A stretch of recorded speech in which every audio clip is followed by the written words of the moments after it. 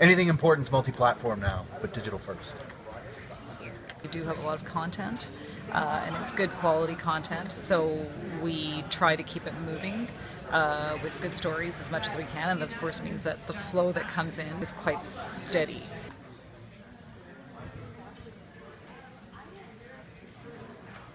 Millions of clicks every week. And of course, this is the medium where we're growing the audience that is going to be with us the longest. I came from writing and transitioned into television, and then have had to make the transition back to writing. And it's been really interesting and really satisfying. And in fact, I feel like I'm much more current. I think like CBC.ca is a very important national resource. I think like in many cases we're the front page of Canada. Knowing that your work goes out and is read by like thousands or tens of thousands of people is intimidating and also really cool.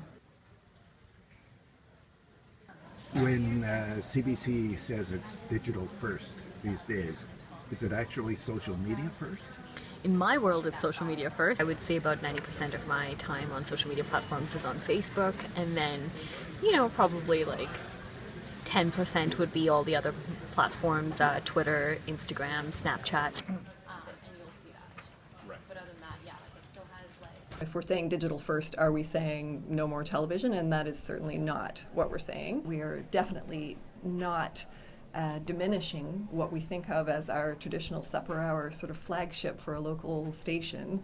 We're changing it. Everyone's got their phone, everyone's on their computers throughout the day. They're getting all the headlines. They're on Twitter, they're on Instagram, they're on Facebook. So I guess the challenge is trying to come up with a program that takes that into account and builds on it. Traditional newscasts, I think they're already on their way out. I don't think they really work. Looks like a pretty normal building. But the Brock Commons student residence is being billed as a game changer.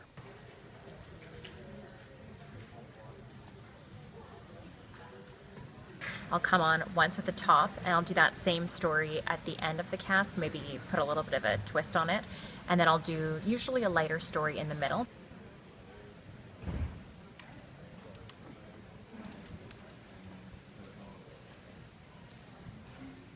We're going to UBC. They're in the middle of constructing what could be the world's tallest wooden building. I think it's about 53 stories high, or 53 meters tall.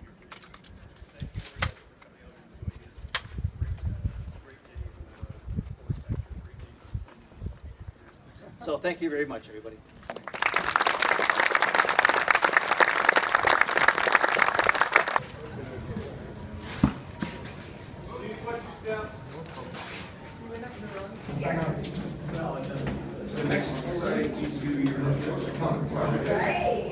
So how do you think that went? Good.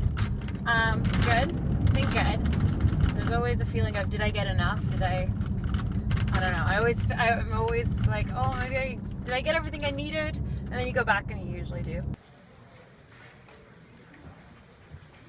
It's 18 stories high and costs $51.5 million to build. So it's like the skeleton is almost like wood?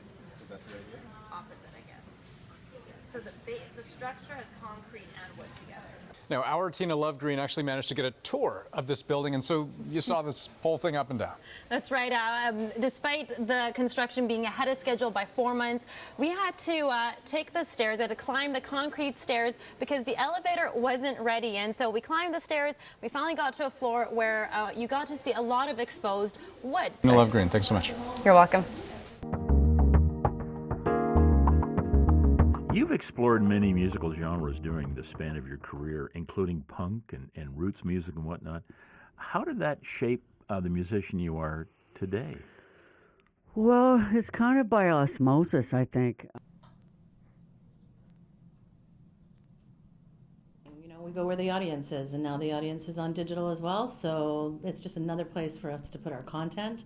It's another way for radio content to live longer than just in the moment.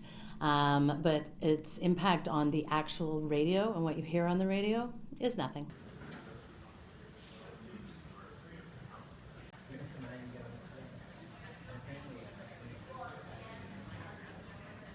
Last night, 1 million people watched the National. 600,000 watched on the main network, and another 400,000 watched on CBC News Network. But 1.2 million watched CTV News, and Global National probably got 700,000-800,000 people. If I had said 10 years ago to a group of journalism students that in 2016, 3 million people were still going to be sitting down at the end of the day watching a television newscast that looked fairly conventional, those students would have looked at me and said, you know what, you're stuck in the past. So we don't know what the future of television news is, and just if anyone has a clear answer, be skeptical. It's a shrinking pie. There are fewer and fewer people that watch local television news. I'm 40, and people in my sort of social sphere, I can't think of one that is a religious watcher of local television news. Not one. The skill of being able to get in front of a TV camera and look comfortable in a breaking news situation and look good on television is still going to be a skill. The difference is you have to be that, and you have to be an excellent writer, and you have to be an excellent critical thinker. It may not be the traditional pack that would lead the newscast that they're going to be telling in the future, but they can make their own kind of storytelling techniques and really pioneer stuff. So there's a lot of creative space left here in the newsroom. These are exciting times, and it's sort of fun, and it's sort of a privilege and an honor, and it's a little bit scary to be a part of it.